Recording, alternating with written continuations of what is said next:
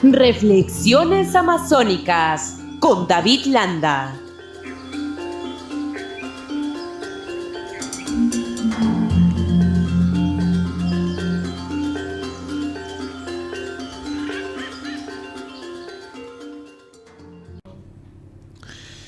Bien, como cada fin de semana saludamos a David Landa, esta vez ya internado en plena selva. Qué gusto saludarte, mi estimado David. Cada semana nos sorprendes con una nueva escenografía. Buenos días, mi querido José, y como cada semana te digo que solamente doy la vuelta aquí en ese maravilloso sitio del Jardín Botánico. Sí, sí, pues, de cara un poco al tema de hoy día, que es la conservación, si es un asunto romántico o no, entonces he elegido este espacio medio un poco más boscoso.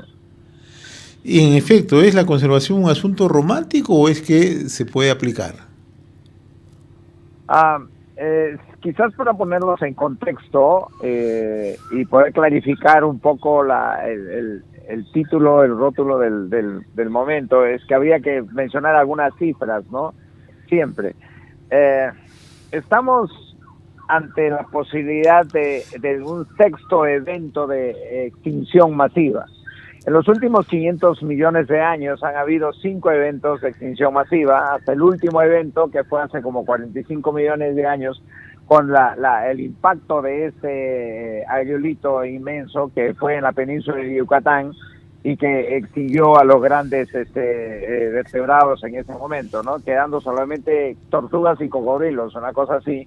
Y luego, hace más o menos 100 o 350.000 años, apareció ya el humanoide, nosotros aparecimos acá en el planeta, y mientras las extinciones anteriores fueron por diversos motivos naturales, las extinciones, hoy en este sexto evento de extinción es por acción de humana mayormente, ¿no? Puesto que nos hemos empeñado, diríamos de una manera, en destruir más o menos intervenir malamente el 75% de la superficie terrestre de nuestro planeta, ¿no? Y nosotros propiciamos la extinción de más o menos 1 millón de especies de las 8 millones de especies vivientes que tenemos acá. Entonces, estamos ante una situación absolutamente grave, con un ritmo de deforestación de 7 millones de hectáreas anuales en todo el globo. Y esto nos lleva a pensar si es que los esfuerzos de conservación realmente son un tema romántico en sí mismo, porque hay mucha gente que lo considera que es así, ¿verdad? Y hay mucha gente que conserva también por mero romanticismo, y ahí habría que clarificar los criterios, ¿no? Ahora, ¿esto es una cuestión solamente de enfoque o es una cuestión de decisiones? Claro, decisiones que habría que tener. ¿Por qué? Porque es una realidad científica que hay una pérdida de diversidad, hay como consecuencia del cambio climático, que es producido por la acción antrópica, o sea, de los seres humanos. Entonces, habría que hacer un enfoque preciso ahí en el asunto, porque si nosotros somos los causantes, hay que implementar actividades o acciones que nos vayan a permitir conservar lo que tenemos, porque lo que tenemos no se conserva por el simple romanticismo, sino se conserva porque, primero, hay razones vitales, fundamentales, que nuestra propia supervivencia como especie sobre el globo, y también hay razones económicas y fundamentado en criterios científicos que por los que tenemos que conservarlo, ¿no?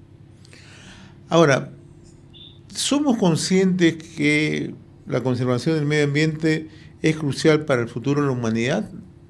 ¿Tú ves que hay un avance o que, por el contrario, no se toma en consideración este tema tan delicado para el mundo? Yo pienso que en realidad hay un sector alarmado por el tema, que es un sector académico, es un sector científico, cierto sector político, pequeño todavía, que tienen esa conciencia. El resto de la población en general no tienen conciencia, ¿no? Entonces, ahí hay que desarrollar una cultura de conservación. Dijimos, por ejemplo, en la secuencia de reflexiones amazónicas de la semana pasada, cómo iba, por ejemplo, el tema de la degradación y la contaminación del planeta.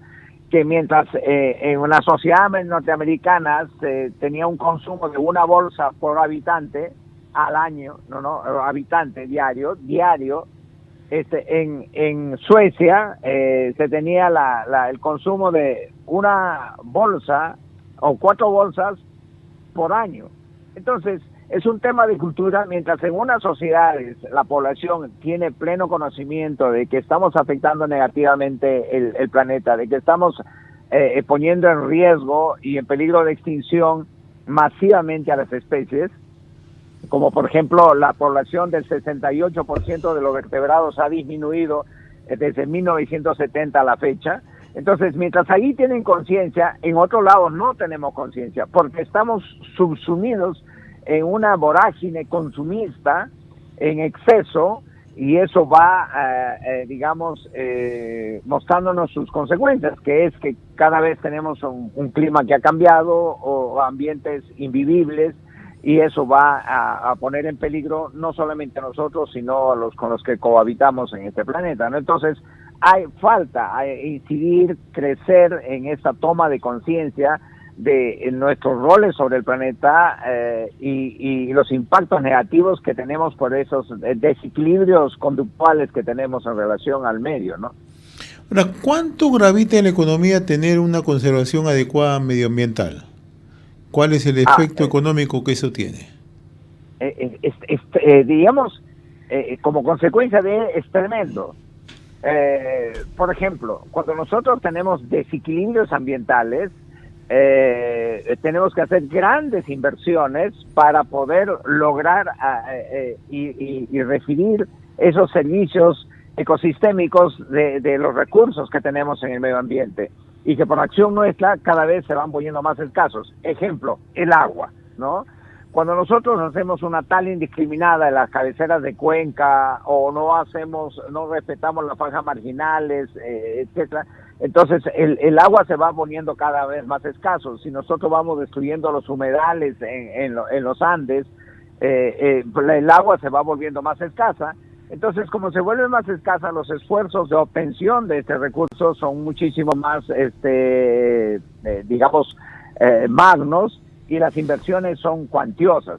Entonces, claro que sí, que tiene un efecto económico importante, ¿no? Y contrarios censos, podríamos decir, si nosotros hacemos un manejo adecuado del medio ambiente, entonces los servicios ecosistémicos que recibimos del medio ambiente son mucho más ágiles, mucho más baratos, y de repente en algunos casos no requieren mayor inversión significativa, y por lo tanto impacta en la economía de una manera directa, ¿no? Positiva en el caso de conservar los recursos, o sea, la conservación tiene beneficios económicos positivos, y por el otro, la no conservación tiene impactos económicos también magnos, y que afectan a las poblaciones, ¿no? Por eso es que es importante, poniendo el ejemplo nada más de agua, pero si nosotros vemos el tema del clima en general, cómo se va alterando y cómo para tener ambientes vivibles tenemos que hacer grandes inversiones, entonces es claro que una no protección, no cuidado, no generación de una cultura económicos negativos, ¿no? En la economía.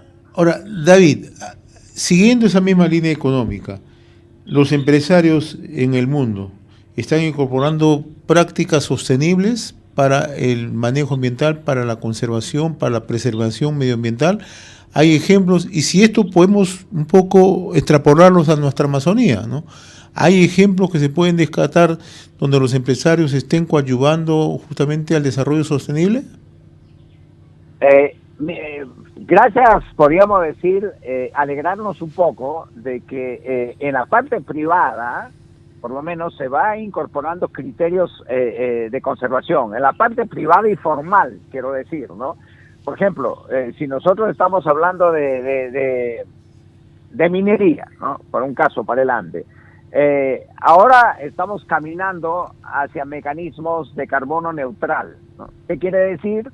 de que tenemos que mitigar los impactos negativos que tenemos en el medio ambiente por nuestra huella de carbono. Si la huella de carbono es muy alta, entonces vamos a incorporar metodologías dentro de la empresa que van poniéndonos un poco más verdes, que quiero decir, van bajando nuestra huella de carbono, y la meta son los carbonos neutrales.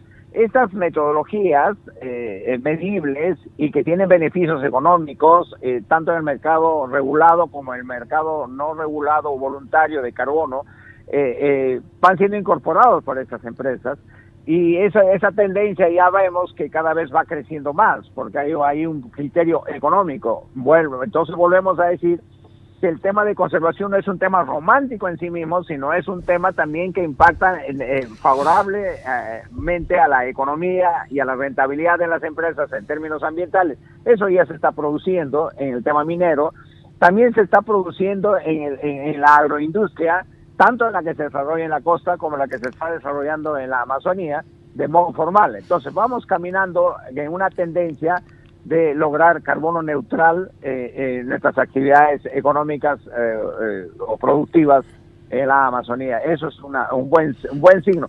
Pero al contrario de aquello, el Estado no está caminando al mismo ritmo de las inversiones privadas formales, ¿no? Ahí hay un tema que es caminar. ¿Y cuál es la razón por la que el Estado no camina al mismo ritmo, David? Sí, ahí está el nudo gordiano. El punto es de que no tenemos políticas públicas que tengan visiones de mediano y largo plazo. Todos son cortoplacistas, todos están dirigidos a un periodo de la gestión gubernamental, ya sea a nivel regional o a nivel de distrital o a nivel nacional, como lo estamos viendo también. Entonces, como no hay constancia, no hay sostenibilidad en estas políticas que cortoplacistamente se implementan y no tenemos esa visión profunda, entonces vamos como con hipos, avanzando y retrocediendo, que al final de cuentas, en la sumatoria final, es un retroceso perenne. Voy a poner un ejemplo. Como el Estado a nivel nacional no motiva, no incentiva el tema de la conservación. Este lugar, el Jardín Botánico, y perdone que hable así, es un ejemplo, pero lo tengo que poner porque es el inmediato. Hace tiempo estamos queriendo que este lugar sea un área de conservación privada. Primero tendría que decir que el Jardín Botánico Amazonía está en la ciudad de Moyobamba, dentro de la ciudad, no está fuera de la ciudad. Este bosque de más o menos 10 hectáreas está dentro de la ciudad. Entonces, el esfuerzo privado nuestro es de que esto se mantenga así, como bosque, y como bosque ya brinda un servicio ecosistémico de regulación del clima de la ciudad, o sea, hace que la ciudad sea más fresca. Pero para lograr la categoría de área de conservación privada tenemos N trabas. Por quítame una paja, te observan y tienes que caminar. Para empezar, de que tienes que hacer un expediente técnico que te cuesta como 5,000 soles, te lo debería asumir el Estado porque tú estás trabajando para un ecosistema que va a brindar un servicio ambiental. Por el otro lado, también funciona como un centro de rescate, por eso ves los animalitos y la bulla de los loros, de los guacamayos, de los achuñes, los coatís, monos tocones silvestres, etcétera, que hay acá. Pero para ser como un centro de rescate, o sea, ayudarle al Estado a cumplir la norma de su prohibición de tráfico de animales silvestres, también tenemos que pagar para lograr esa categoría, algo de 4,000 o 5,000 soles, y también con levantar observaciones, etcétera. Entonces, no va a haber nadie que quiera hacerlo. Eso por un lado. Por el otro lado, te categorizan como zona urbana y tienes que pagar impuestos prediales altísimos, no obstante que no estás utilizando como una zona urbana, y al final no te queda otra cosa. A todos los que manejan estos parques y bosques periurbanos en la ciudad de Moyobamba no te queda otra cosa que lotizarlos y venderlos. Entonces, ahí hay un contrasentido que de repente con otro enfoque no se daría. Es como para poner un ejemplo, cómo es que el Estado no motiva los esfuerzos de conservación, y ahí sí nos empujan a situaciones donde la conservación se torna un tema ya romántico, ¿no? Como en nuestro caso acá, que tenemos que subsidiar este lugar con recursos propios y así brindar los servicios ecosistémicos que da el Jardín Botánico. Es un ejemplo, una muestra de los millares de ejemplos que podrían haber en todo el Perú, en toda la Amazonía. Y si revertimos esto, de repente vamos a generar una cadena virtuosa en todas las ciudades amazónicas, donde con un trato preferencial y motivador de incentivo de conservación podríamos tener ciudades maravillosas con bosques periurbanos llenos de flora y fauna como la que tenemos acá. Ahora, te voy a pedir un esfuerzo, porque mucha gente a veces cuida en mencionar a las empresas privadas en este esfuerzo que se realiza, pero yo particularmente creo que no debería ser así, porque esos temas hay que destacarlos, ¿no? No se trata de un afán publicitario, ni mucho menos, sino es un afán de conservación, preservación ambiental. En la Amazonía, ¿hay ejemplo concreto de alguna empresa que tenga prácticas sostenibles y que éstas puedan de una u otra manera ir generando un cambio en la población, una conservación en el medio ambiente y sobre todo una cultura medioambiental? En el tramo entre Tarapoto y Yurimaguas, para no mencionar nombres, hay algunas empresas aceiteras ¿Ya? que cultivan palma aceitera que están en ese camino, ¿no? Generando conservación con corredores biológicos dentro de sus plantaciones para mantener los ecosistemas todavía con cierto equilibrio y con su contenido biológico, ¿no? Entonces, diríamos que sí, vamos comenzando paulatinamente en ese trabajo, ¿no? Y también empresas de turismo que están más enfocándose al tema de turismo de naturaleza, y eso va unido a la conservación de todo el contenido biológico que pueda tener los espacios que ellos manejan, ¿no? Ahora, hay experiencias en el mundo, y tú la conoces mejor que yo, David, ¿no? Donde se trabaja de la mano entre el Estado y la empresa privada, ¿no? Hay una asociatividad que permite generar esta cultura, este cambio, ¿no? ¿En el Perú todavía hay ese divorcio o se ha avanzado en algo? Yo diría que hay un divorcio, ¿no? Por ejemplo, en Indonesia, que están tan avanzados en este tema, podría ser un ejemplo motivador para aplicar, no descubrir la pólvora acá, sino aplicar modelos de ellos que podríamos utilizar acá y generar toda esta dinámica y esta sinergia virtuosa. Lo más cercano que tenemos también es Costa Rica, donde podríamos tomar ejemplos que han hecho ellos de esta mixtura entre la mirada de la inversión privada para poner en valor los recursos de naturaleza y así generar conservación y también lograr beneficios económicos de la conservación. Entonces, que es posible hacerlo si hay muestras importantes en los países que te he mencionado. Y así, yo creo que sí, hay que trabajar nada más. Lo que pasa que todavía en nuestro país, y sobre todo con este modelo de Estado que tenemos unitario, centralista, limacéntrico, con ese enfoque muy costeño de todo el manejo y la planificación de la intervención del territorio, que es absolutamente un territorio complejo, todavía no hemos avanzado en ese sentido, ¿no? Nos ha dado mucho gusto que el otro día la señora Presidente de la República ha mencionado que se va a impulsar y trabajar la zonificación ecológica económica como política de Estado. ¡Wow! Decimos, ojalá que realmente sea cierto y ojalá que realmente entiendan lo que eso significa para ir de alguna manera dando o poniendo en valor todos los recursos que tenemos de naturaleza acá para su conservación y digamos evitar esa pérdida de biodiversidad tremenda que tenemos, ¿no?, en los últimos años. Bien, y ahora, y si nosotros buscamos un poco más ya el trabajo de los gobiernos subnacionales, ¿están haciendo un esfuerzo, no solamente desde el gobierno central, sino también los gobiernos subnacionales, o estamos en pañales todavía? La verdad que nos hemos quedado solamente en los documentos o instrumentos de gestión y nos hemos quedado en el discurso. No hemos dado el paso más adelante. Y qué importante lo que mencionas, ¿no? Y eso tiene que ver con una secuencia de la entrevista de hoy. Cómo es que cada año nosotros tenemos como hipos en el manejo de los recursos y la intervención del territorio. Pero no tenemos una continuidad y una aplicación seria de políticas de gestión territorial. Así que queremos que las cosas se conserven por inercia y no va a ser así. Los índices de deforestación de la Amazonía peruana han ido en aumento. Eso es lo alarmante, o sea, a la fecha han ido al aumento, no ha habido una disminución, no se ha detenido porque haya políticas de Estado al respecto. Se detuvo un poco, se estancó el nivel de deforestación en la pandemia, pero es porque nadie podía moverse, ¿no? Pero luego ha continuado y los datos últimos son alarmantes. Eso es preocupante porque no aplicamos las políticas de ordenamiento territorial. Nos hemos quedado en las herramientas, pero no las utilizamos en la gestión del territorio y por lo tanto, si no lo usamos, la degradación del territorio, la pérdida de biodiversidad de nuestro territorio, la descapitalización en términos biológicos y en términos económicos de la Amazonía y del territorio peruano va a continuar porque no tenemos seriedad en el manejo de gestión territorial desde los gobiernos, diríamos, regionales y los gobiernos locales en ese sentido, ¿no? Salvo de repente alguna excepción que no conozco. Muy bien, mi estimado David, en realidad reflexiones interesantes sobre este tema, ¿no?